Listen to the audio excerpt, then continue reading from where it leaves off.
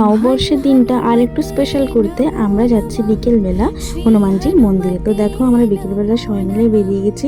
আর এই মন্দিরটা দেখো খুব সুন্দর। আর আমার মেয়ে তো চারিদিকে ছুটে বেড়াচ্ছে। দেখো যাওয়ার পরে পাপার কোলে উঠে ঘন্টা বাজাচ্ছে। দেখো তোমরাও হনুমানজির দর্শন করে নাও। তারপরে দেখো এখানে আছে সূর্য মন্দির আর বাবা ভোলেনাথও আছে।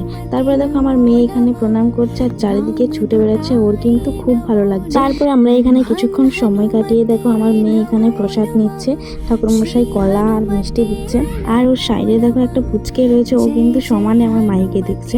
তারপরে দেখো মাহি এখানে নেওয়ার পর আবার তিলক নিতে গেছে। আর হনুমানজি তিলক নিয়ে আমার মেয়ে দেখো কতটা খুশি, চারিদিকে শুধু নেচে বেড়াচ্ছে, ছুটে বেড়াচ্ছে।